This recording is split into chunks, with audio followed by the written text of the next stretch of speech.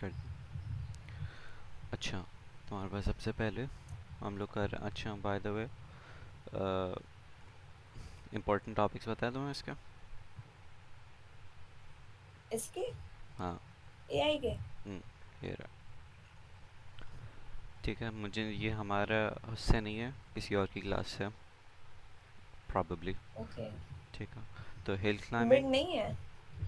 Mid excluded लिखा होता है, मिड ऑल्दो एक्सक्लूडेड ना। उनके उनके लिए मिड एक्सक्लूडेड, राइट, जबकि अल्फा बीटा ब्रूने, अच्छा नहीं, हाँ मिड मिड का नहीं आता, सही है। मिड में नहीं थे ना अल्फा बीटा। हाँ, तो ऑप्टिमाइजेशन टेक्निक्स में हिल क्लाइंबिंग, जेनेटिक्स मतलब वो जेनेटिक वाला एल्गोरिथम नहीं था वो, adversarial search, min max, form intelligence, data representation में वो लेबलिंग, कोडिंग वगैरह, और ये तीन न्यूमेरिकल्स हैं, चार टोटल इसको भी मिला के, एडवर्सरियल सर्च को मिला के चार न्यूमेरिकल्स हैं। इसमें से नाइव बेस किया हुआ है और डिसीजन बेस मतलब हमें करवाया हुआ है इसने, के मीन्स नहीं करवाया हुआ, लेकिन के मीन्स वही डाटा माइनिंग वाला है, तो मैं उसी उसी से करवाऊँगा। ठीक है, आज वो मैं, क्लस्टरिंग वाला। हाँ, क्लस्टरिंग तो सही। नहीं, नियरेस्ट नेबर वाला। वही वही। या। ठीक है, आज मैं नाइव बेस और स्वार्म इंटेलिजेंस करवाऊँगा। हिल क्लाइंबिंग की मैं सही वीडियो है। बना चुका हूँ। ठीक है, वही वाली चीज़ है, मैं हिल क्लाइंबिंग दोबारा नहीं करवा अच्छा रहा वो हूँ। थ्योरी वाली। वही थ्योरी है, उसमें न्यूमेरिकल नहीं है। ओके। जेनेटिक्स की मैं एक सही है। डिटेल में बना बना दूंगा। अल्फा बीटा प्रूनिंग और मिन मैक्स ये भी दोनों करवा चुका हूँ मिड एआई। से पहले। ठीक है, यस। डाटा रिप्रेजेंटेशन है, और बाकी ये तीन है, तो आज मैं नाइव बेस और स्वार्म करवा रहा हूँ। ओके।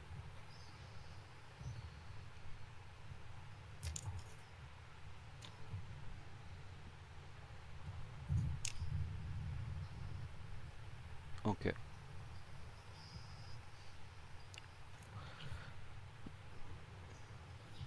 इसमें काफ़ी, ये क्वेश्चन काफ़ी लंबा है। ठीक है, यस। इतना छोटा क्लासिफिकेशन, सा था डेटा माइनिंग। नहीं ये नहीं किया हम लोगों ने डाटा माइनिंग में। नाइफ बेस किया था ना। अच्छा हाँ, उसकी एक्चुअल प्रॉब्लम सॉल्व नहीं की थी ना, वो तो सिंपल हम्म। फार्मूला जाना था। अच्छा, क्लासिफिकेशन होती है इसमें।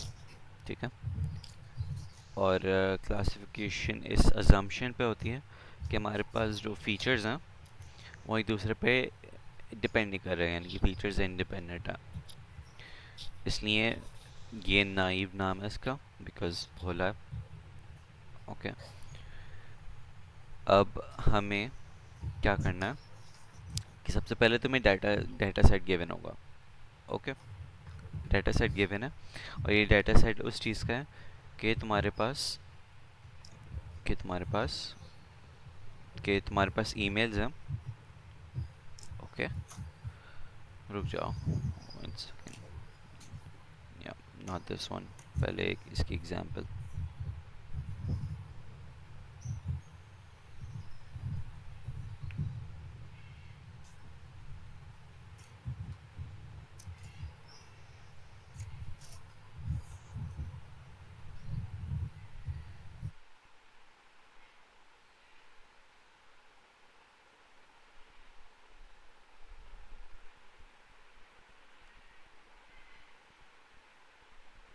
हाँ, ठीक है, अब तुम्हें एक ऐसा सिस्टम डिज़ाइन करना है, एल्गोरिथम ऐसा डिज़ाइन करना है जो कि ईमेल्स को क्लासिफाई करे एज स्पैम या एज नॉट स्पैम। ठीक है, तुम्हारे पास ये डाटा सेट है फॉर द गिवन ईमेल का। ठीक है, अब इसमें सबसे पहले क्या करना है, स्टेप नंबर वन क्या है कि जितने भी कीवर्ड्स हैं, कीवर्ड्स ऑफ इंटरेस्ट, वो तुम्हें एक्सट्रैक्ट करना, जो होंगे तुम्हारे एसोसिएट विद स्पैम। तो सबसे पहले पहले वाले में ये हम देखो, खुद ही निकालेंगे। ये हम खुद ही निकालेंगे, या हो सकता है दिया हुआ भी हो। ठीक है, सही। इधर वे अगर नहीं गिवन हो तो अगर स्पैम या स्पैम के लिए हम लोग कीवर्ड्स देख रहे हैं तो क्या होगा? बाय होगा, राइट? क्योंकि जो ईमेल्स होती हैं उसमें कुछ जो स्पैम वाली ईमेल्स होती हैं, प्रमोशनल ईमेल्स होती हैं, उसमें यूजुअली बाय का वर्ड यूज़ हो रहा होता है, चीप का भी वर्ड यूज़ हो रहा होता है, मेड्स का भी वर्ड जी। यूज़ हो रहा होता है, राइट? मेड्स है क्या? हाँ, मेड्स है। एंड एक्चुअली नाउ का भी यूज़ हो रहा होता है, कि होता है ना, get your hmm. Product now हाँ। वगैरह वगैरह एंड सो ऑन। अगर तो ये चार तो हैं तुम्हारे ईमेल कीवर्ड्स में। अब इसमें देखो, मीटिंग नहीं है, मीटिंग एक जनरलाइज्ड वर्ड है, टुमारो भी एक जनरलाइज्ड वर्ड है, एट भी और 10 AM भी। तो इसमें आई रो एक्चुअली मीटिंग है। ओके, तो इसमें एक्चुअली सारे वो कीवर्ड्स हैं जो कि वो आइडेंटिफाई करेंगे एज स्पैम या नॉट स्पैम, तो कुछ भी। अच्छा, वो नॉट स्पैम के लिए नॉट मीटिंग स्पैम के लिए भी, इम्पोर्टेंट नॉट वर्ड है स्पैम के लिए वाले। मीटिंग इम्पॉर्टेंट है, टुमारो के लिए भी तुम्हारे पास हम्म। मीटिंग इम्पॉर्टेंट है। चीप अगेन कीवर्ड है, मेड्स कीवर्ड है, अवेलेबल अगेन एक कीवर्ड है, अवेलेबल कीवर्ड है, इसमें नहीं है लेकिन तुम खुद से कर सकते हो। बना सकते हैं हाँ, हाँ। Project, I don't believe it's a keyword, deadline. ये एक्चुअली है, नॉट उसके लिए कीवर्ड है, ना नॉट स्पैम के लिए। डेडलाइन नॉट स्पैम है बिकॉज इट्स इम्पोर्टेंट, राइट? और यस। एक्सटेंडेड भी, ये एनीवे तुमने उसको देख के ये कीवर्ड्स बना लिया, ठीक है? अगर गिवन होंगे तो अच्छी बात है, वरना ज़रूरत नहीं है। जब तुमने ये कीवर्ड्स बना लिए तो तुम्हें ये हर कीवर्ड का, तुम्हें ये डाटा सेट में से देख के चेक करना है कि सबसे पहला कीवर्ड देखा तुमने चीप है, चीप देखा तुमने कहाँ कहाँ आ रहा है, सबसे पहले यहाँ पे आ रहा है, राइट? लेबल क्या है इसका? स्पैम।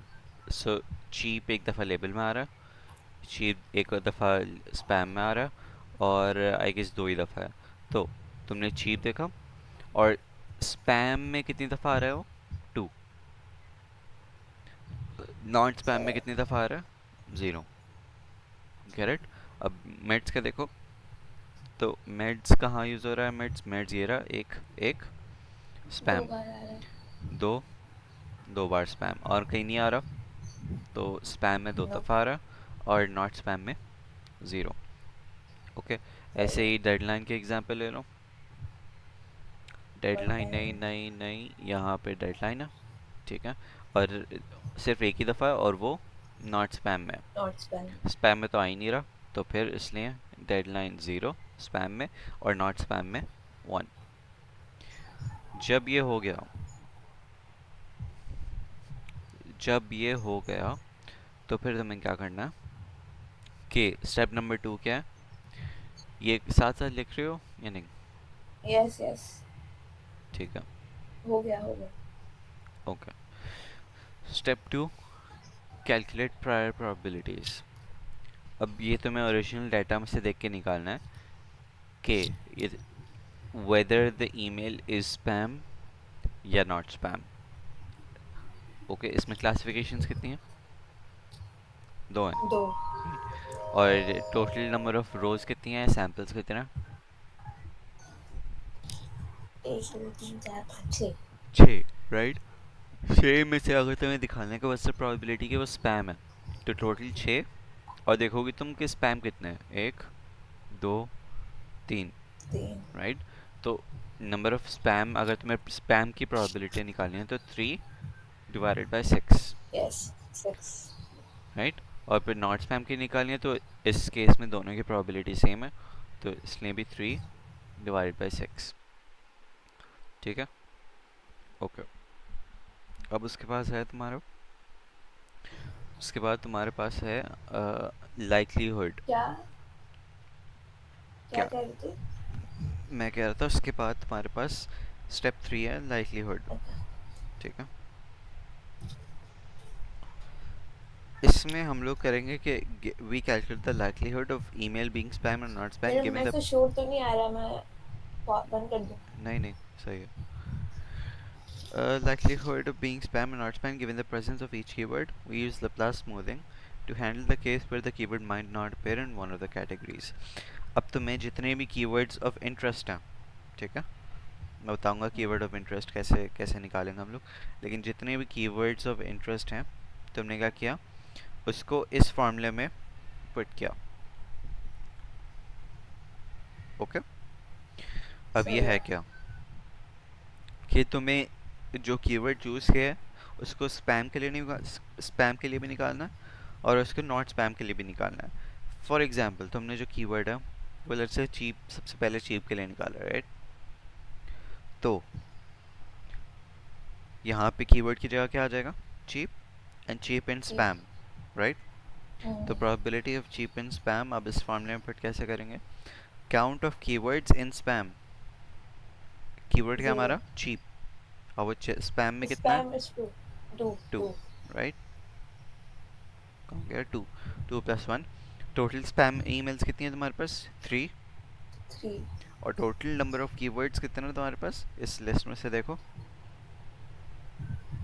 12, 12। राइट? यार ऐसे तो अगर हमें कीवर्ड ऑफ इंटरेस्ट नहीं दिया हुआ तो फिर वो तो वेरी फिर तो करेगा, ये सब का वैरी कर तो जाएगा। फिर वेरी करेगा वो। Either way that doesn't matter, एक फिक्स नहीं है कितनी कीवर्ड्स होने चाहिए। सही है। ठीक है। तो जब ये हो गया तो तुम्हारे पास प्रोबेबिलिटी ऑफ, ये वाली प्रोबेबिलिटी निकल गई। इसी तरीके से cheap in not spam, count of keywords in not spam, यानी 0। चीप इन नॉट स्पैम, देखो तो ये देखा तुमने फ्रीक्वेंसी टेबल में से जीरो आ रहा, तो zero plus one divided by total not spam emails, ये भी थ्री है, टोटल नंबर ऑफ कीवर्ड्स 12 है। ओके। लैप्लास स्मूथिंग इसमें इसलिए बोला हुआ है कि हम लोग हमेशा प्लस वन कर रहे हैं, राइट? हाँ, क्यों, क्योंकि वो एरर वाली कोई बात याद आ रही है मुझे। एरर नहीं, लेकिन वो ज़ीरो आ जाता आंसर अगर हमारे पास। मैथमेट हाँ। ठीक है। ये ज़ीरो डिवीजन बाय ज़ीरो नहीं है जो एरर आ जाएगा, सिंस ऊपर ज़ीरो है तो एरर नहीं आएगा, लेकिन वो ज़ीरो आंसर आ जाएगा। तो ज़ीरो प्रोबेबिलिटी से बचने के लिए हम लोग वन ऐड कर रहे सही है। हैं। ओके। तो जब ये हो गया, तुमने किस किस के लिए निकाला है तुमने, calculate the likelihood of the keywords cheap, meds, now. ये तुम्हें बताया हुआ है कि इनके निकालना है, और ये क्वेश्चन में कैसे गिवन होगा मैं बताऊंगा। ठीक है, एक सेकंड। हाँ, तो तुमने चीप स्पैम का निकाला, चीप नॉट स्पैम का निकाला, मेड स्पैम का निकाला, मेड्स नॉट स्पैम का निकाला। ओके, एक और दफ़ा एक्सप्लेन कर देता हूँ कि ये मेड स्पैम और मेड्स नॉट स्पैम कैसे निकलेगा। तुमने देखा इस टेबल में से जाके कि मेड स्पैम में कितनी दफ़ा आ रहा है, टू। तो जब तुम इस वाले फॉर्मूले में पुट करोगे तो to plus one, total number of spam emails कितनी है अगर देखना है तो, एक, दो और तीन, तीन स्पैम ईमेल्स हैं टोटल ईमेल में से। और फिर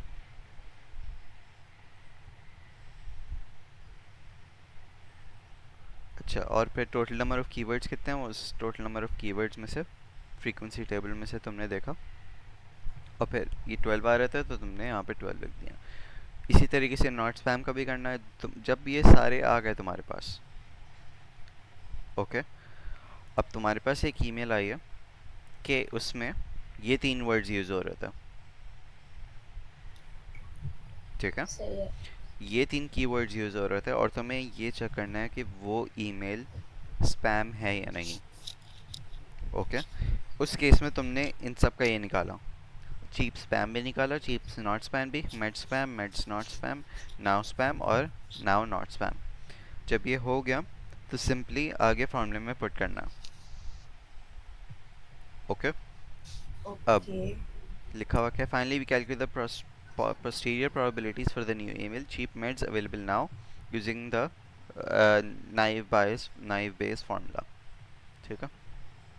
तो अगर वो चेक करना है कि वो वाली स्पैम, वो वाली ईमेल स्पैम है या नहीं, तुमने ये लिखा और उसका फॉर्मूला है सिंपली प्रोबेबिलिटी ऑफ स्पैम।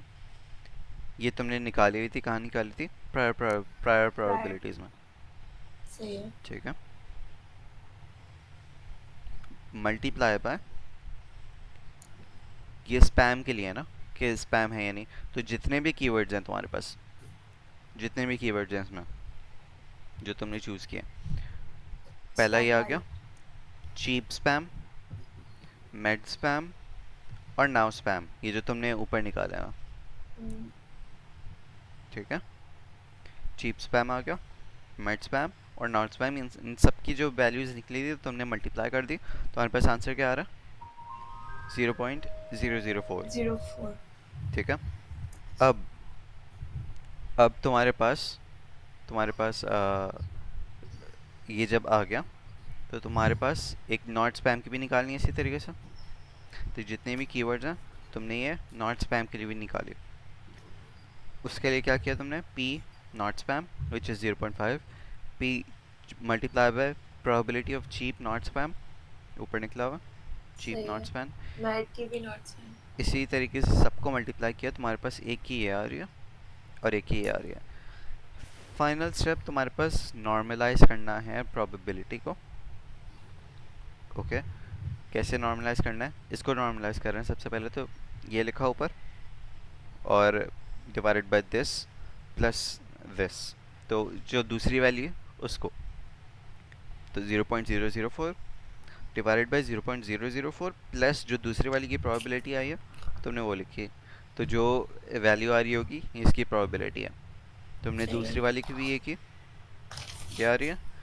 तो इन दोनों में से हायर किस किया? 0.9। तो इसलिए तुम क्या क्लासिफाई कर दोगे कि ईमेल इज़ स्पैम। स्पैम। सही। अब सही है। एक और रियल लाइफ सिनेरियो, ये सॉल्व करूंगा मैं रियल टाइम में। ठीक है, a retail सही है। company wants to analyze the customer reviews to determine whether they are positive or negative.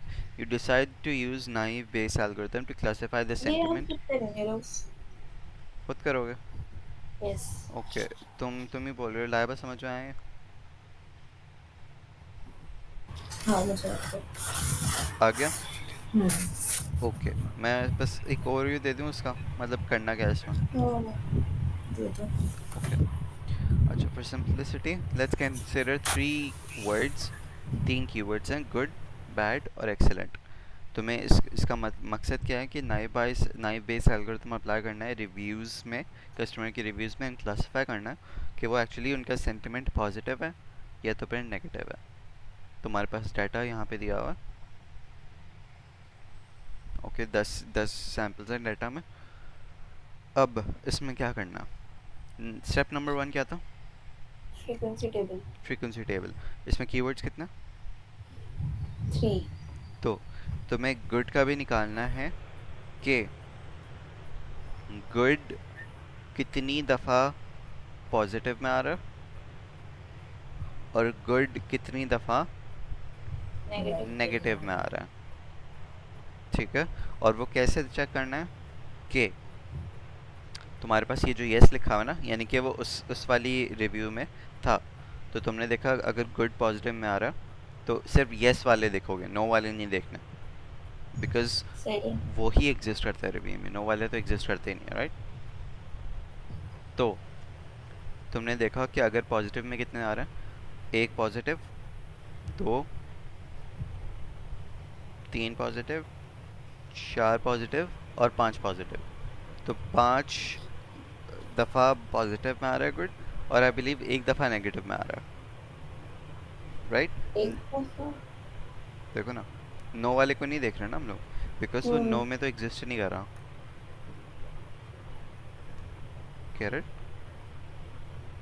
सही सही सही। ओके, इसी तरीके से कीवर्ड बैड का भी निकाला था हमने, तो सिर्फ येस वाले को देखे और देखे येस वाले पॉजिटिव में ला कर रहे हैं या नेगेटिव में ला कर, ओ नेगेटिव में ला कर रहे हैं, उस हिसाब से उसकी भी फ्रीक्वेंसी टेबल बना दी। और फिर इसी तरीके से एक्सीलेंट की भी। सही। फ्रीक्वेंसी टेबल देखो। फ्रीक्वेंसी टेबल इसका नहीं बना हुआ है, खुद बनाना है, लेकिन प्रॉब्ली इसकी नेक्स्ट वाले स्लाइड में बनाऊंगा।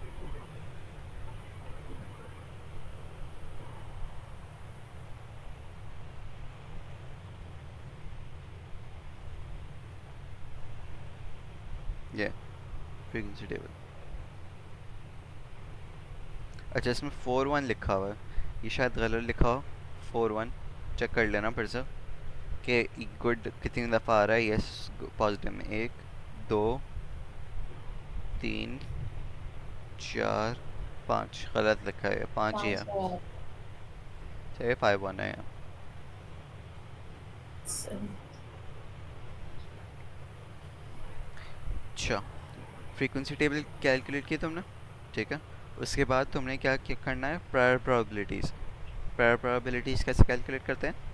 तुमने पॉजिटिव देखा divided by total number of emails, 1 2 3 4 5, इसमें भी 5/10 और नेगेटिव भी 5/10। तो वो अगेन दोनों 0.05 0.5 आ रहे हैं। और इसमें अब रऊफ, हमने जो ये फ्रीक्वेंसी टेबल बनाया है तो इसमें हम नो नहीं देखेंगे?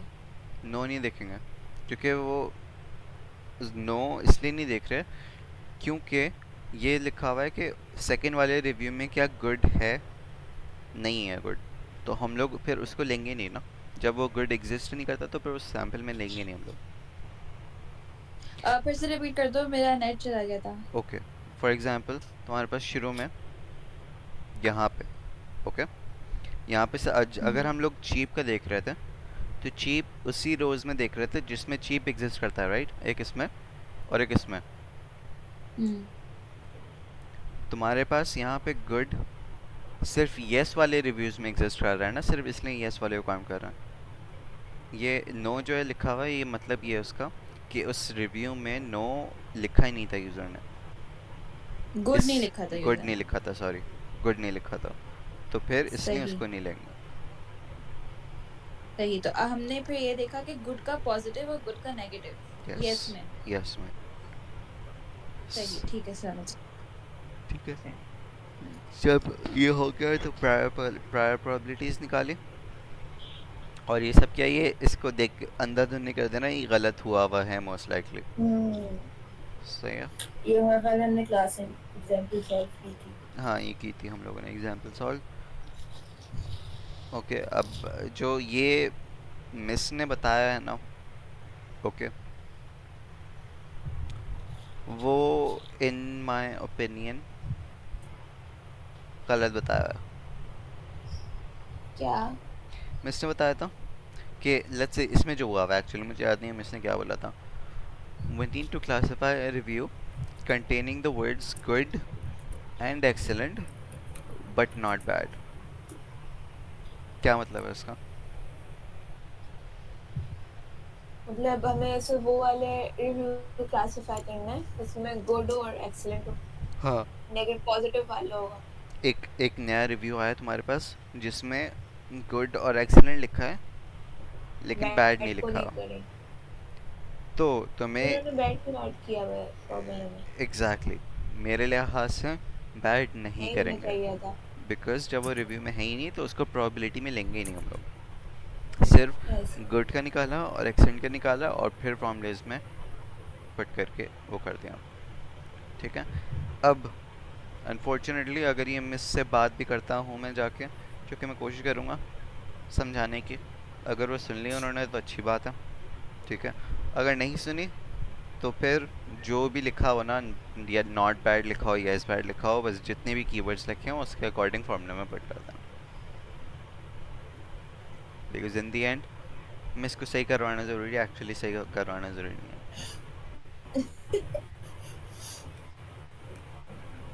ओके, तो ये था नाइव बेस एल्गोरिथम। सही, क्लियर, फिर ओके। अब आ जाए तुम्हारे पास स्वॉर्म इंटेलिजेंस, बहुत बड़ी स्लाइड है।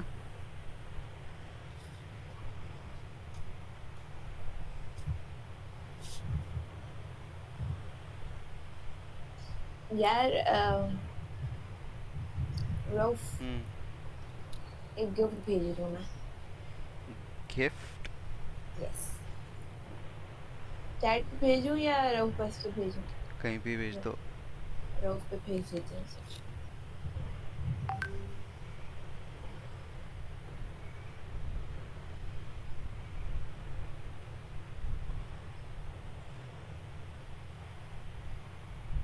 हाँ, ये जाला ने भेजा था मुझे। ये क्या है इतना मुझे क्या सारा? पता क्या है।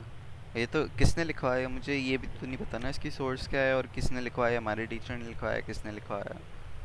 तो सारे टॉपिक्स हैं शायद। नेचर इंटेलिजेंस मिड से पहले शुरू का टॉपिक है, कंप्यूटेशनल इंटेलिजेंस शुरू का टॉपिक है, हिस्ट्री हम लोगों ने पढ़ी है क्या? अ, आई पता डोंट नहीं। बिलीव हम लोगों ने हिस्ट्री पढ़ी है। उसके बाद फजी लॉजिक है, फजी लॉजिक पढ़ा है हम लोगों ने। ए एन मिड एन, में। आर्टिफिशियल न्यूरल नेटवर्क्स अभी पढ़ लेंगे दोबारा से, ठीक है। एवेल्यूएशन एंड सर्च पढ़ा हुआ है हम लोगों ने, B F S, non optimal, और फिर वो सही। ब्लाइंड और इनफॉर्मल। स्वार्म ए आई, हम भी पढ़ने जा रहे ये भी हैं। पढ़ने जा रहे हैं। Artificial immune immune system. System, I have no idea क्या है, ना ही इसकी स्लाइड है और ना ही वो उसमें इम्पोर्ट में लिखा हुआ था। यार दो टीचर्स के भेजे तो थे, एक मिस नशा के और एक सर सही के। वो जो तो मुझे सब चीजें नहीं थी। बोर्ड पे लिखा हुआ था, वो किसने हाँ, लिखा था? दोनों दोनों ने ही बोर्ड पे लिखे हुए हैं। अच्छा, नाइस। और हमारी मिस ने क्या हाँ बताया? लेकिन उन दोनों के सेम है, वही टॉपिक्स हैं। हाँ, तो हमारी मिस तो कुछ भी नहीं बताया है। ये सब पता नहीं कहाँ से उठाए, इससे पूछो तो ये कहाँ से मिला। ये सारे आई थिंक इतने सारे सब टॉपिक लिस्ट आउट किए हुए हैं। हाँ, तो ये फजी लॉजिक और ये हिस्ट्री, ये तो सब था ही नहीं उसमें, मतलब स्लाइड और उसमें। ये पीस कहाँ से आ गया? पीस था तो। अच्छा हाँ है इसमें, सॉरी। मिड से पहले, लेकिन मिड से पहले का तो कुछ नहीं आ रहा ना। किसने बोला? मिड मिड एक्सक्लूडेड, ये नहीं मतलब हो सकता उसका कि जो मिड में आ चुका है। वो नहीं आएगा। ये भी तो मतलब हो सकता है मिड से, मिड एक्सक्लूडेड का। नहीं, एक्सक्लूडेड का मतलब तो हट ही है ना। तो मिड्स एक्सक्लूडेड मतलब कि मिड्स में जो आ चुका है वो एक्सक्लूडेड। अब वो उन्होंने लिखा था, उसको वर्बली कैसे एक्सप्लेन किया हमें ये थोड़ी पता है। पूछ वही लेंगे है, दोबारा। पूछ लेंगे। अकॉर्डिंग टू मिस निशा के पूरा पेपर मैंने ही बनाया है, बस दो क्वेश्चंस मिस फायदा के हैं। वो मिस निशा, वही वाली मिस निशा है जो जो हमें वो पढ़ा रही थी। नहीं, हमें नहीं पढ़ाया उन्होंने। ओके, पूरा पेपर उन्होंने बनाया या नहीं? हाँ, वो कह रही सिर्फ दो क्वेश्चंस मिस फायदा के। मिस दो क्वेश्चंस मिस फाइजा के। हाँ, ग्रेट। नहीं चाहिए हमें वो क्वेश्चंस। ये पीस वगैरह के ही होंगे, आई एम श्योर ये पीस वगैरह के ही होंगे। खैर, शायद छोड़ो, ये तो एक अजीब ही समस्या है। एआई का है कब सबसे पहले किसका? क्लाउड का, इसके बाद किसका है? क्लाउड है, फिर मार्केटिंग है और फिर उसके बाद? एआई है। एआई, और ये लगातार है। एक सेकंड, उसके बाद कंपाइलर नहीं था? नहीं, कंपाइलर गैप के बाद है। ओ, ओके, सही।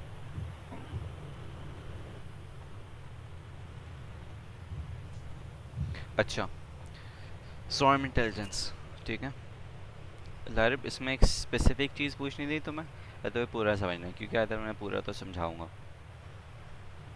शुरू का तो आसान है, इसमें ऐसा तो कुछ नहीं है, बस हमारे सर ने भी कहा था कि एसीओ देख लेगा। और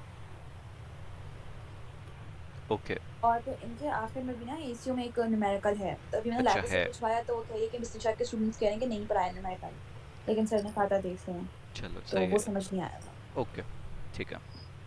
सबसे पहले तुम्हारे पास स्वार्म क्या है? स्वार्म क्या होता है? एक छत्ता। ग्रुप होता, क्या ग्रुप होता है? छक्का कहाँ से आ गया? छत्ता छत्ता। छत्ता, छत्ता, हाँ छत्ता, ठीक है। एक्चुअली छत्ता नहीं, छत्ता तो उसको छत्ता नहीं नहीं, वो बोलते हैं, छत्ता हाँ। वो वहां पर रहते हैं। हाँ, वो क्योंकि वो ग्रुप में रहते हैं, राइट। बीस को सौ, एग्जैक्टली, तो सौ को जो बीस। ग्रुप को हम लोग स्वार्म भी कहते हैं, ठीक है। Swarm of ants, a swarm of बीज, वगैरह वगैरह। सॉन्ग ऑफ एनिमल्स तो ह्यूमंस से नहीं सुना मैंने कभी।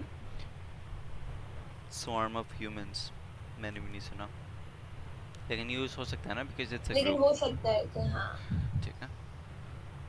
अच्छा, स्वार्म एग्जांपल्स। अब termites swarm to build colonies, birds flock to migrate, fish school to confuse predators, be swarm to forage and swarm to transport. क्या मतलब है इसका कि डिफरेंट डिफरेंट हमें स्वार्म्स बताए हुए हैं, they communicate and work in a group to achieve a common goal. सही है। अब फॉर एग्जांपल जो बर्ड्स होती हैं वो जब माइग्रेट कर रही होती हैं, they migrate in groups, right? देखा है ना बर्ड्स को माइग्रेट करते हुए, यस वो ग्रुप से माइग्रेट करती हैं। अपेरेंटली ये मुझे नहीं पता था कि जो फिश जो होती हैं वो एक साथ स्विम कर रही होती हैं to confuse the predators. I have no तो आइडिया बड़ा कैसे। बड़ा लगने के लिए हाँ हो सकता है, प्रॉब्ली, या तो फिर कि हम बहुत बड़े हैं। नहीं, ये तो नहीं होता होगा, इतनी बेवकूफ़ तो नहीं होती होंगी, लेकिन क्यों? फोर्स बनाते होंगे ना कुछ। ये देखो पिक्चर बनी हुई है, इससे क्या लग रहा है कि बड़ी मछली है? खतरनाक ही नहीं लग रहा, अंदर जाएंगे तो। सही है। आइदर वे बायोलॉजी कुछ भी हो, point is they communicate together and move together to for a common goal. सही है। बीज, बीज आपस में कम्युनिकेट करती हैं with while there actually very far away. पता है उनके जो एंटेनास होते हैं वो आई बिलीव रेडियो सिग्नल्स के थ्रू कम्युनिकेट कर रही होती हैं एक दूसरों से। तभी बीज मर भी रही हैं आजकल, बिकॉज जो इंसानों के रेडियो सिग्नल्स हैं, जो फ़ोन टेलीफोन सिग्नल्स हैं, वो इनसे कॉन्फ्लिक्ट करते हैं, and which is why they are dying. That's a theory, मैं कंफर्म नहीं है। शुरू 20 की स्टोरी। My bad. तो पॉइंट इज कि स्वार्म में हमारे पास वो एक साथ कम्युनिकेट करके चल रहे होते हैं। ओके, स्वार्म कैन, ये मेन चीज़ है, swarms can achieve what an individual can not. जो एक से नहीं होता वो सबसे होता। ये वही है तुम्हारे personal agents, environment, perception, actions and goal. Study of social insects to model the behaviour to solve real life ants bees वगैरह वगैरह। आगे स्वार्म प्रॉब्लम, ये स्वार्म की प्रॉपर्टीज़ हैं, सिंपल रूल्स हैं, ऑर्गेनाइज सेंट्रलाइज कंट्रोल नहीं होता। ओके, मेन चीज़ ये है। इमर्जेंट आउटपुट में देखूंगा क्या है। रोबस्ट का मतलब ये है कि अगर एक डाउन भी हो जाए तुम्हारे पास, यानी कि अगर एक भी मर भी जाए तो बाकी वो फिर भी फंक्शनल होंगी, फ़र्क नहीं पड़ेगा, राइट? फ्लेक्सिबल, अभी देखते हैं आगे, ये सब लिखा हुआ है actually. Self organised, positive feedback, negative feedback वगैरह वगैरह। Example, what should be order for lunch. ठीक है, ये अगर स्वार्म इंटेलिजेंस की बात हो रही है तो वोटिंग से डिसाइड होगा। दो इस पे वोट आए हैं तो फिर most popular answer is the optimised answer. सही। ये मुझे समझ में नहीं आई थी। ठीक है, अरे तुम्हें कौन पढ़ा रहा?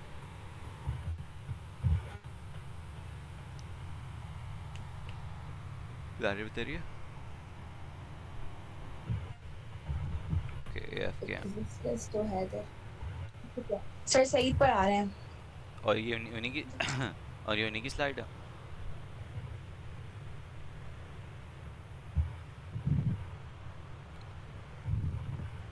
नहीं ये जिसने शेयर किया।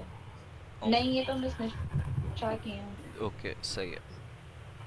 अच्छा, आगे आगे आगे। Swarm intelligence.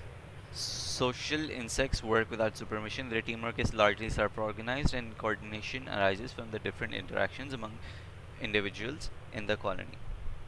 Although these interactions might be primitive, taken together they result in efficient solutions to difficult problems. The collective behavior that emerges from a group of social insects has been dubbed swarm intelligence. Swarm intelligence की definition ये बताई हुई है कि collective behavior that emerges from a group of social insects.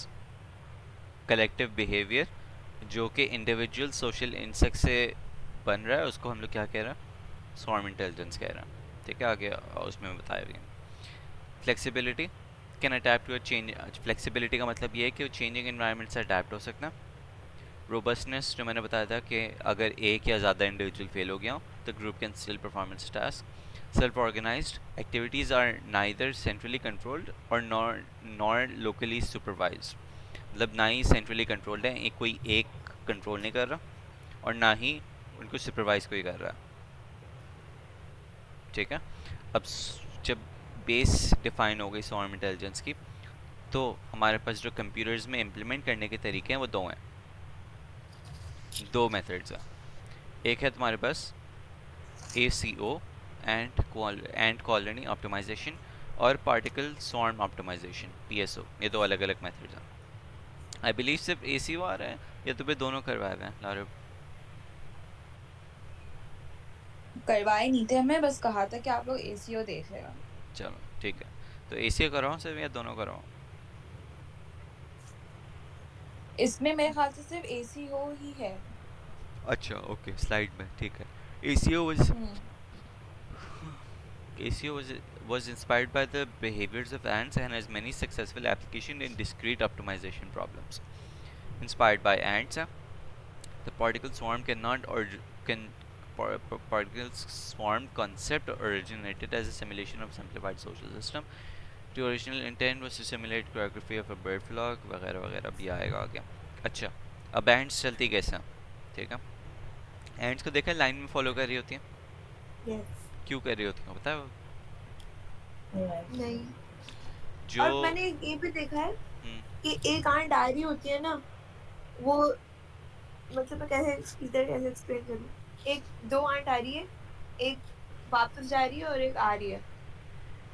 yes वो is पहले हाँ actually perfect example है। वो पहले कुछ बोलते हैं, मिलते हैं और फिर वो आगे अब प्रोसीड बोलने का करते तो नहीं हैं। पता, ये तो तुम पता ट्रांसलेट करके बता देना मुझे कि क्या बोलता हूँ। बट ऐसा होता है, एक आ रहा होता है, एक जा रहा होता है, दे हाँ ऐसे ही दे होता है, एक आ रहा होता है और एक जा रहा होता है। दे मीट और फिर वो चलते हैं। मतलब ऐसे वो कुछ विस्पर ही करते होंगे यार, और क्या। मैं पूछूंगा, विस्पर करते हैं, जोर से बोलते हैं कि किसी को आवाज़ नहीं है। लेट्स से तुम्हारे हजरत पास, सुलेमान को आवाज आ गई थी, पता है ना अल्लाह की। नहीं है मुझे ये नहीं पता था। ओके, आई एम अज्यूमिंग कि दिस इज क्या, अ स्वार्म ऑफ एंट्स, ठीक है। एक तुम्हारे पास एंट निकली, वॉन्डरर, ठीक है, और ये खाना है बाय द वे, ठीक है। मुझे पता नहीं है कि चींटियाँ क्या खाती हैं, मुझे याद नहीं आ रहा। सब कुछ। तो ये सब कुछ है यहाँ पे, ठीक है। तो तुम्हारे पास एक चींटी निकली और वो रैंडमली मूव करते जाएगी तुम्हारे पास यहाँ पे, ओके, डिस्कवर। डिस्कवर। और दूसरी भी चींटी निकली और रैंडमली मूव करते जाएगी। अच्छा, अब बी एंड्स का क्या होता है कि जब भी वो जो पैथ में जा रही होती है ना, वो एक सब्सटेंस ड्रॉप करती है नोन एज क्या, फेरोमोन। ओह, वो सब्सटेंस तुम्हारे इसलिए ड्रॉप होता है ताकि बाकी एंड्स इस सब्सटेंस को फॉलो करते करते पहुंच जाएं। अब मैं हटा दूंगी ताकि वो रास्ता भटक जाए। ओके, अब देखो, वो नज़र नहीं आता तुम्हें मेरे ख्याल से। नहीं, मुझे पता है, जैसी आंट जाएगी वहां से पोछा लगा दूंगी। ये कर लो पहले तुम, सही है। अच्छा देखो, अब दूसरी भी एंड जा रही है और वो कोई और पाथ से यहाँ पे पहुँच गई है। अब ऐसा तो होता नहीं है कि कुछ आधी एंड्स यहाँ से जा रही है, आधी एंड्स यहाँ से जा रही है, राइट? ऐसा नहीं होता ना। नहीं, तो अब वो कौन सा पाथ चूज करेंगे? जो उन्होंने बनाया है ट्रैक करके। तो दो पाथ बने हुए हैं। ओह, तो होता ये है कि जो पहले आती है ना, जो पहले वापस आ जाती है ग्रुप पे, उसका दैट पाथ मीन्स दूसरे जाता है। दैट मीन्स कि वो उसने पाथ शॉर्टर चूज किया हुआ है, उसका path is a more optimised path to the destination, तभी वो पहले पहुंची है, राइट? तो जो बाकी सारी एंड्स हैं वो ये वाला पाथ फॉलो करना शुरू कर देंगी, इंक्लूडिंग द वन जो ये वाली है जो दूसरे पाथ में गई थी। अभी एक ओह, एग्जांपल आ रही है,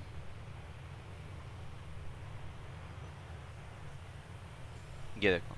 in simple case, two ants leave the nest at the same time and take different paths to the food source, marking their trail with pheromone. The ant that took the shortest path will return first, and this trail will now be marked with twice as much pheromone as the path taken by the second ant, which has yet to return. The nest mates will be attracted to the shorter path because it's a higher concentration of pheromone. अब वो उनकी ये तो logic नहीं लगी हुई कि जो पहले आए उसको फॉलो करो, राइट?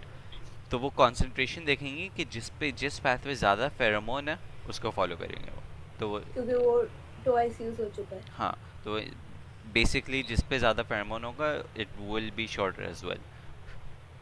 ओके हम्म.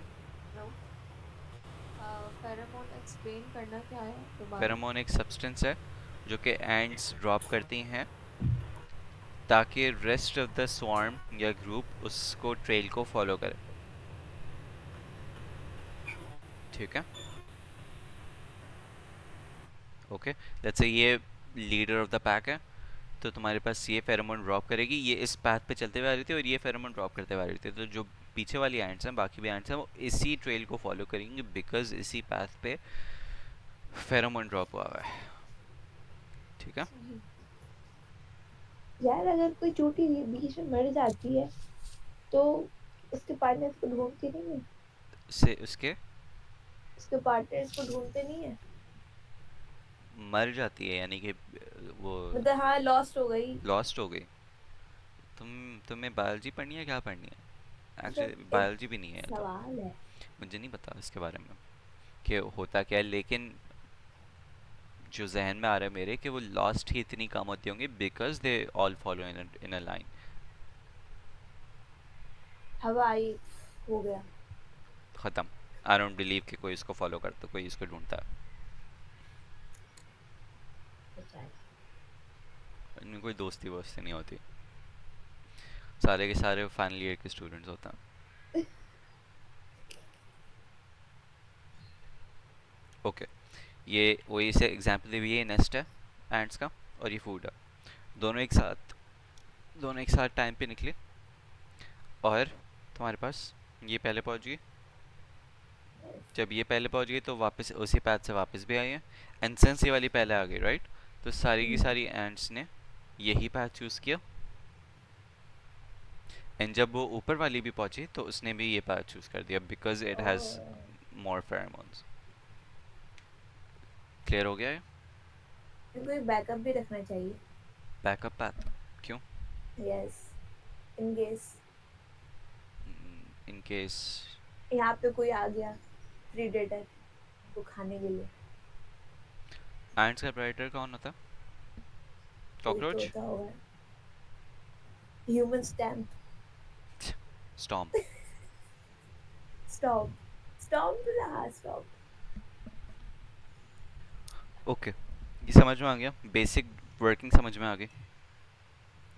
तो हम लोग इसको मेथड को अपने पास कैसे यूज़ करेंगे? इट्स अ वैल्यूबल मेथड कि तुमने दो पाथ चलाए, जो पहले आ गया and then it means it's a more optimised path, तो तुमने वही पाथ को सेलेक्ट कर दिया.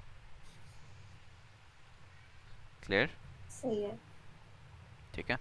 Working of ant colonies. The more time it takes for ant to travel down the path and back again, the more time the pheromones have to evaporate. A short path, by comparison, gets marched over faster, and thus the pheromone density remains high as air is laid on the path. Okay, ये मुझे भी नहीं पता था कि तुम्हारे पास जितना ज़्यादा टाइम लगेगा उसको वापस आने में, तो वो जो फेरोमोन्स उसने शुरू में ड्रॉप किए थे वो साथ साथ evaporate भी होते जाएंगे, राइट? तो the shorter time you take के वापस आने पे, तो यानी कि उतने कम evaporate हुए हैं because it has less time to evaporate. तो जितने कम evaporate हुए होंगे उतनी ज़्यादा क्वांटिटी होगी फेरोमोन्स की. तो उसी के कॉन्सेप्ट के थ्रू वो ज़्यादा पाथ वहीं पे होते रहेंगे, राइट? अपनी निशानी मिटाती रहती है। ऑटोमेटिकली मिटते रहती हैं. evaporate का मतलब ये है कि वो बाय नेचुरली, राइट? उनका सब्सटेंस उड़ जाता है। उड़, हाँ, उड़ थिनर जाता की है, तरह। सही है, ठीक है. Pheromone evaporation has also the advantage of avoiding the convergence to a locally optimal solution. Pheromone evaporation से क्या है? एक locally optimal solution. locally optimal याद है वो हिल क्लाइंबिंग में? यस कि वो एक लोकल ऑप्टिमल सोल्यूशन में ट्रैप हो जाता। यस। ओके, तो ये फेरोमोन एवापोरेशन में एक और भी फायदा है कि लोकली ऑप्टिमल सोल्यूशन से अवॉइड कर रहा, सिंस वो एवापोरेट होते रहेंगे and they would follow a new path. ओह। अब्दुल रऊफ, ये तो लास्ट पॉइंट है कि समझ नहीं आया। ये वाला एवापोरेशन वाला। एडवांटेज। हाँ। ओके, ठीक है, रुको। अब लेट्स से कि एक तुम्हारे पास यहाँ पे ट्रैवल किया है, ठीक है। एवेपोरेट वाला हो तो समझ में आ गया ना, एवेपोरेट का मतलब क्या है, यस। ठीक है। अब लेट्स से एक पाथ यहाँ पे है तुम्हारे पास, ठीक है, और एक पाथ है तुम्हारे पास यहाँ पे। तो आई बिलीव जो ये मतलब है इसका कि जो तुम्हारे पास फेरोमोन्स वो कंटिन्यूसली एवेपोरेट होते जाएंगे, राइट। तुम्हारे पास जो जब तक वो वापस नहीं आया वो एवेपोरेट होते जाएंगे होते जाएंगे होते जाएंगे। तो इसका ओके। जो फ़ायदा मुझे नज़र आ रहा है, एक्चुअली एक चीज़ मुझे समझ में नहीं आ रही है कि लोकली ऑप्टिमल कैसे अवॉइड करेगा।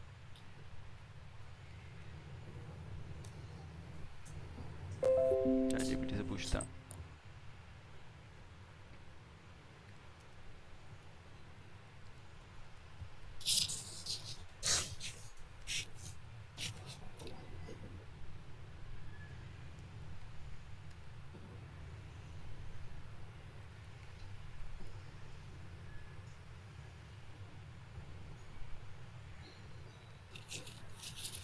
The intensity of the pheromone trails diminishes, ठीक है, in older paths become less attractive to ants. This decay prevents early paths chosen by the person oh,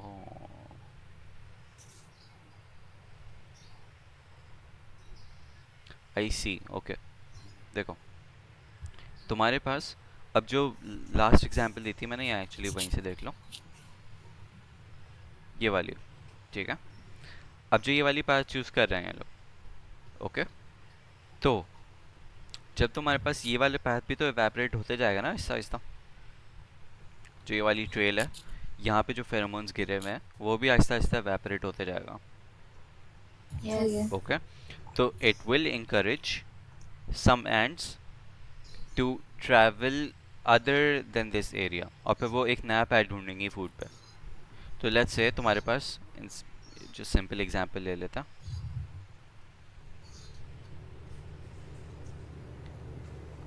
ये तुम्हारे पास नेस्ट है और ये फूड सोर्स है।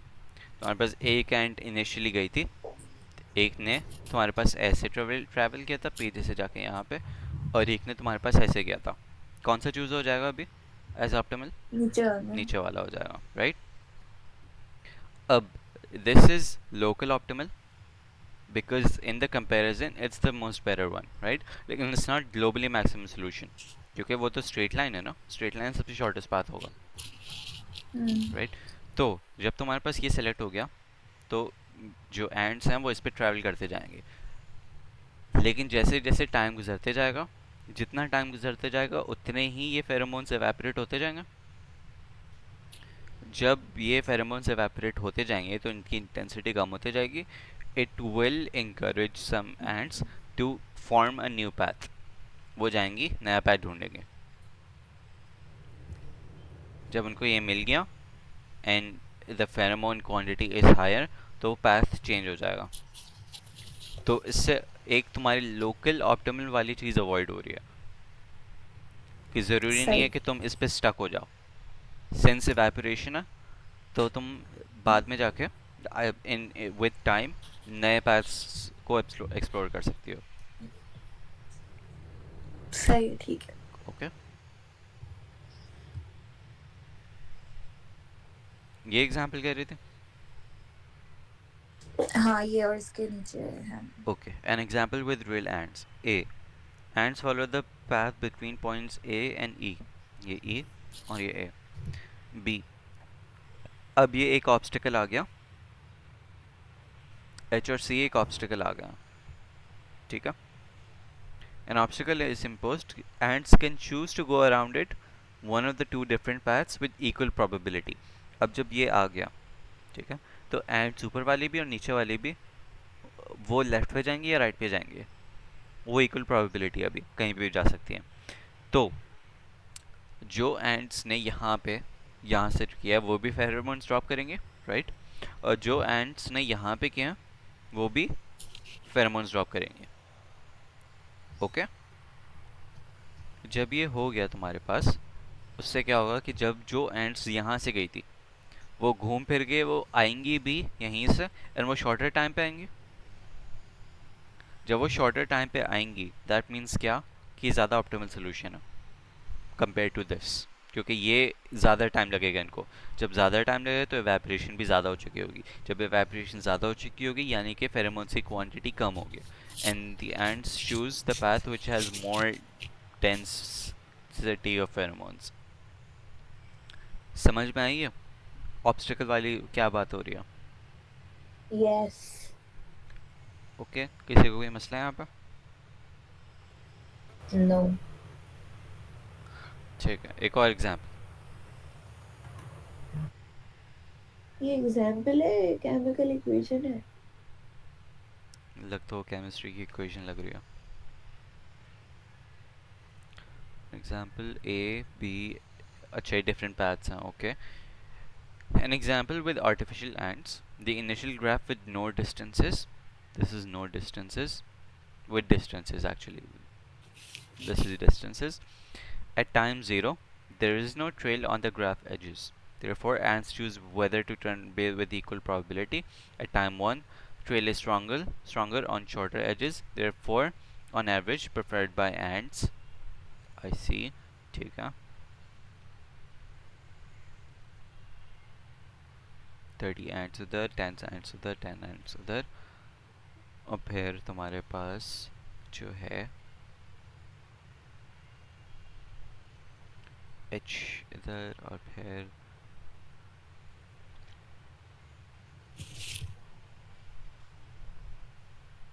ओके, इसमें भी वही वाली चीज़ बताई हुई है.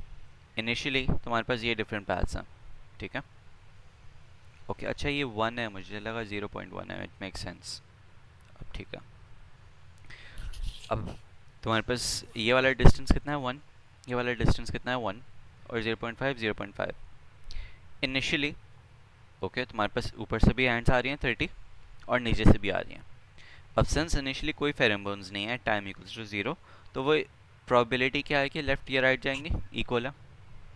ओके, जब ये इक्वल हो गया तो वो एंड्स डिवाइड हो जाएंगे 15 15 15 15. ओके, सिंस शॉर्टर पाथ कौन सा था, ये वाला, BCD. राइट. जब ये वाला पाथ शॉर्टर था तो यानी कि तुम्हारे पास फेरोमोन्स की डेंसिटी यहाँ पे ज़्यादा होगी बिकॉज एवेपोरेशन कम टाइम के लिए हुई होगी compare to this path, right. तो जब ये हो गया होगा तो तुम्हारे पास देखो अब ज़्यादा, पहले तो इक्वली डिवाइड हो गई थी बिकॉज प्रोबेबिलिटी इक्वल थी. अब तुम्हारे पास ज़्यादा एंड्स यहाँ पे हैं,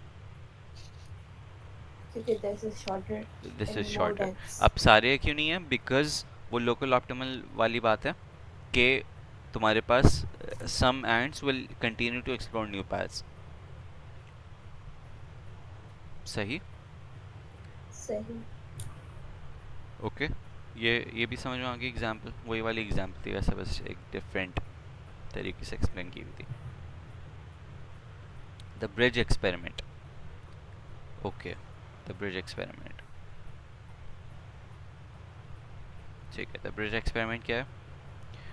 Short and long branches are presented together, n equals to 18, r equals to 2. Percentage of short branch.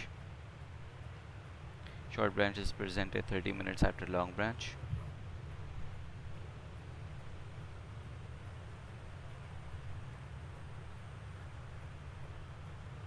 n क्या है और r क्या है?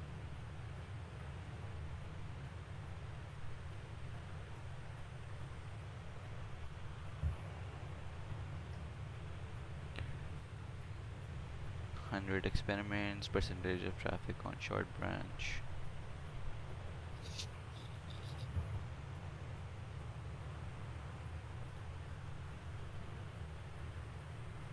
ओके, मुझे नहीं, ये एग्जांपल समझ में नहीं आ रही है क्योंकि इसमें इंफॉर्मेशन काफ़ी कम है। ठीक है, I'll actually explain। चल ChatGPT से पूछ लेता हूँ।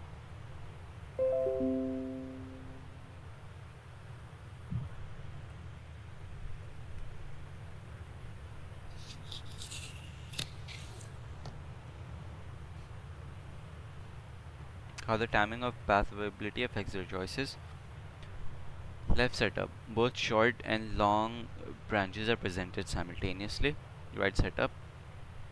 The short branch is presented 30 minutes after the long branch. I see. Majority of the traffic occurs on the short branch. Equally explore both. Fourth source, I see. There's a more distributed pattern, notable traffic on the long branch. Initially, the only branch is available as phenomenon trade when the phenomenon trade on the long is already well established. Some ants do discover start using the short path with established pheromones on the. I see. Okay, यहाँ पे देखो,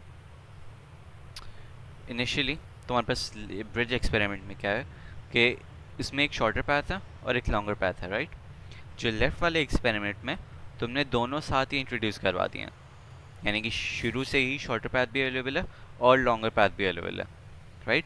अब जब ये है तो तुम्हारे पास जब स्टार्ट होगा तो वो इक्वली प्रोबेबिलिटी डिस्ट्रीब्यूट होगी शुरू में कि वो शॉर्टर पैथ भी चूज़ करें, लार्जर पैथ भी चूज़ करें।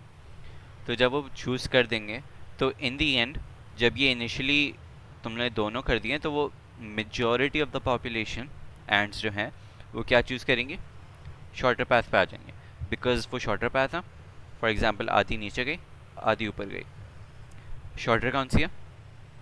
आधी है, ओ ऊपर वाली है, तो फिर वो मेजॉरिटी ऑफ द एंड्स जो हैं वो ऊपर वाला ही पैथ चूज़ करेंगे, वही ऊपर वाली चीज़ है।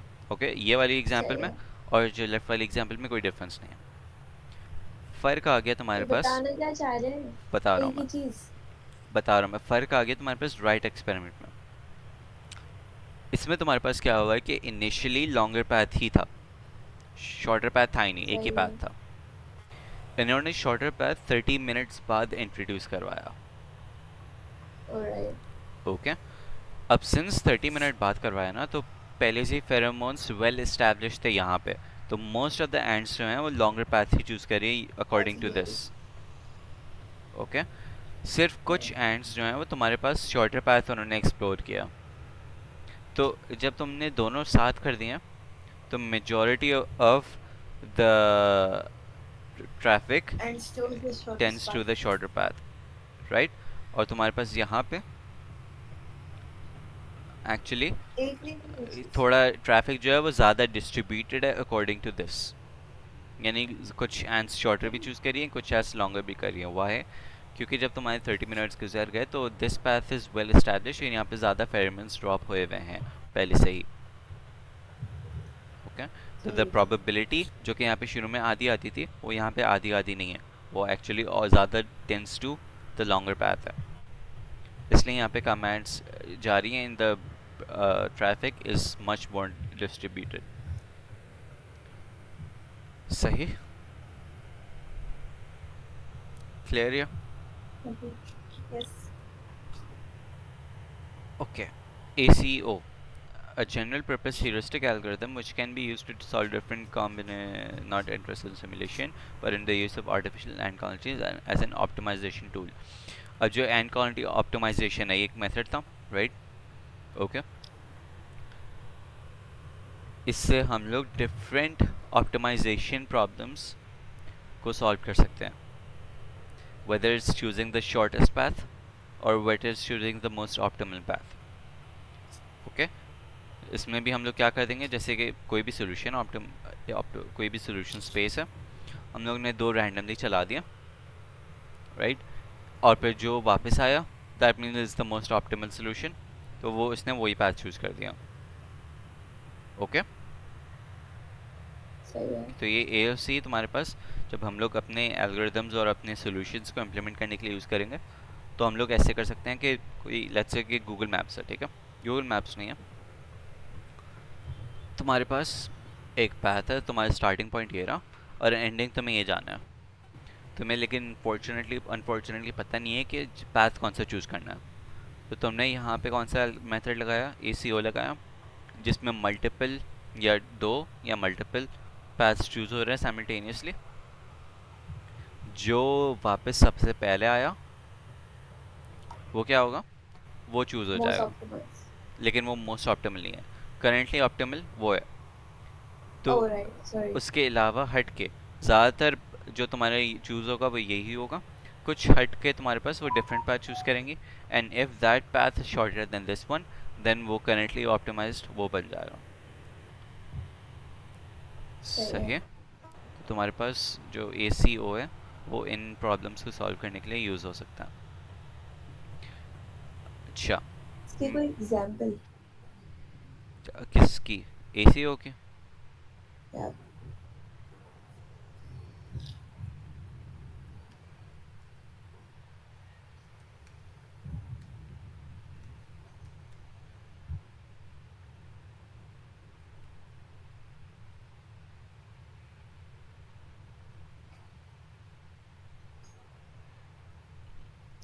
ये हर में ये लो, सेल्समैन प्रॉब्लम लगा देते हैं। ट्रैवलिंग सेल्समैन प्रॉब्लम, कि वो है तो सर्चिंग प्रॉब्लम ना।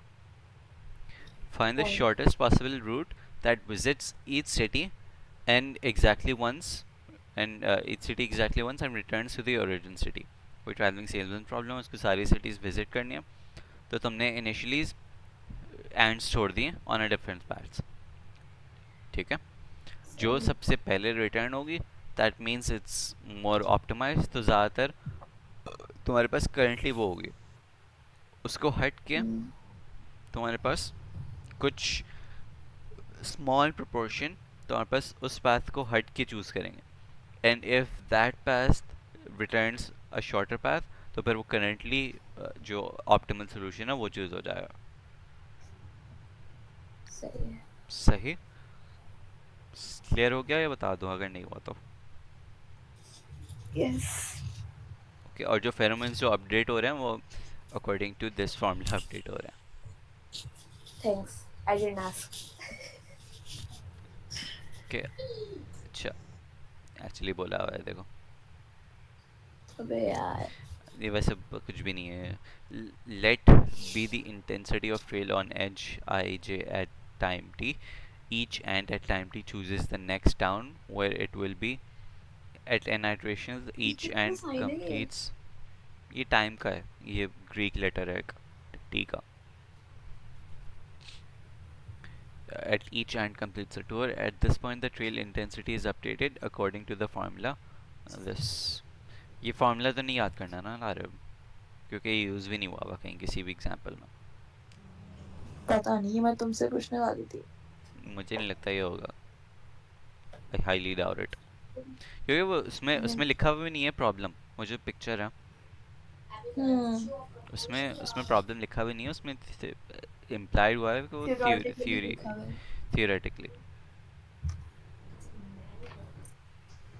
कहाँ है? इसमें नहीं है, ये रहा एक्चुअली ये स्वार्म है इंटेलिजेंस। हाँ, तो वो न्यूमेरिकल लिखा हुआ नहीं है ना, सिर्फ थ्योरी है उसकी। वही। बस बस हो गया, काफी है अभी। Okay. Application of swarm intelligence used in data mining. NASA is generating the idea to use storm intelligence for planetary mapping. A nice idea. Used in military services, used in businesses to reach financial decisions.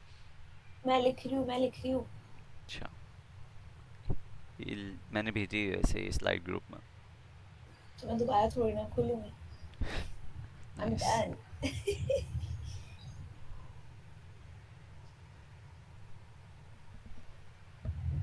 Oh, planetary mapping, nice.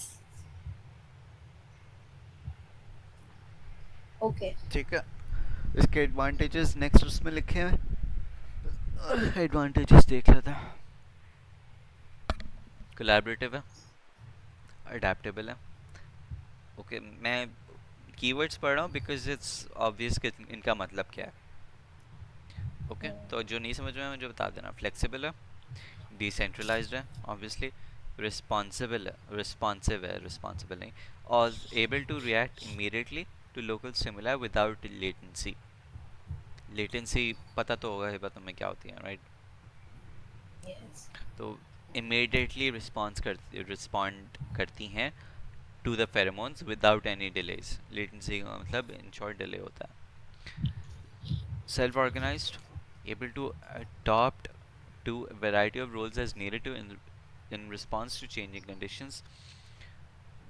Self-organized adopt to a variety of roles as needed in response to changing conditions.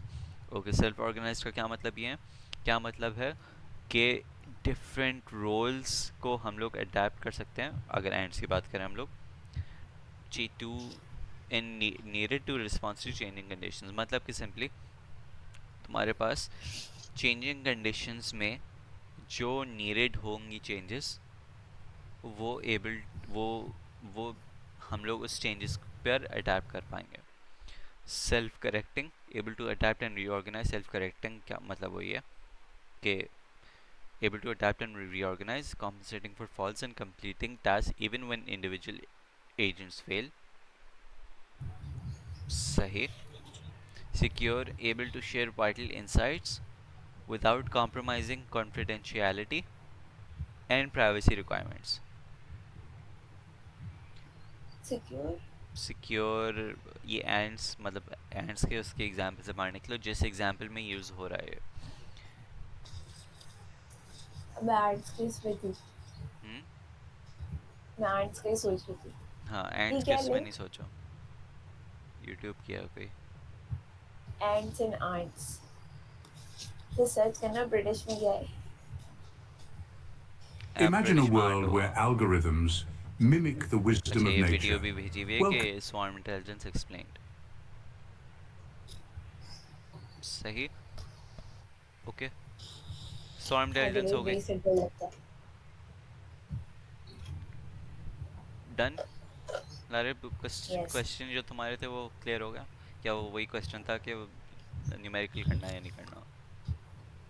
हाँ ये था कि numerical numerically करना है नहीं.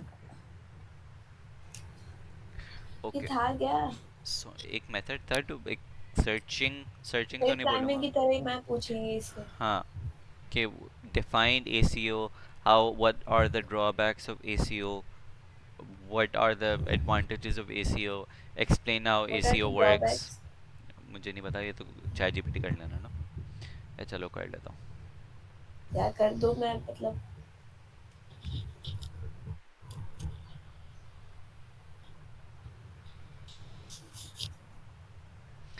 Computational complexity. सही. ज़्यादा computation power जहाँ लगती है इसमें. पे जहाँ पे कुछ ना हो यहाँ पे कंप्यूटेशनल को डाल दो. Yep. Premature convergence can convergence issue है sometimes इसमें. premature is suboptimal solution that happen when the ferment trails becomes too strong early on. Okay, ये यही मतलब है. पढ़ो ये. Issue can sometimes converge prematurely to a suboptimal solution. This happens when the हाँ वो सही है ना, वो वही वाला जो ब्रिज वाली एग्जांपल भी तो थी. जो ब्रिज वाली एग्जांपल थी, या लेट्स से कि ये स्टार्टिंग पॉइंट नहीं एंडिंग पॉइंट है. एक पैथ जो शुरू में ये चूज़ हो गया, राइट. वही तो एक्सप्लोरेशन रिपीटली यूज काफ़ी कम होता हो गई, रहेगा. तो ये सब ऑप्टिमल सोल्यूशन है. और लोकल मैक्सिमम वाली, लोकल ऑप्टिमल वाली है. If all ants start following the same path due to high pheromone concentration, the algorithm can stagnate, making it difficult to escape local optima. सही. अगर सारे ants एक ही path choose करना शुरू हो गई तो it makes it difficult to escape local optima. Okay, बहुत सारी हैं, ज़रूरी नहीं है सारी लिखो. स्केलेबिलिटी का क्या? For very large instances of combi combinatorial problems, ACO may struggle with scalability. The number of ants required and the complexity of the solution space can make it impracticable for very large data sets. ये मतलब है इसका कि very large data sets के लिए तुम्हारे पास ये क्या हो सकता है, impractical हो सकता, depending on the complexity of the solution space. ठीक है. ज़रूरी नहीं है सारे लिखो, 3 भी काफ़ी होने चाहिए. यस. 3 advantages, 3 disadvantages. ओके, हो जाएगा. डिस्क्राइब हो जाएगा कि how ACO works. Yes. Okay. एक ना कहीं अगर एग्जाम रिकॉर्डिंग हो रही है, क्या? कुछ नहीं। वैसे भी बंद करो ना अब, ये आज के लिए एआई इतना काफ़ी है।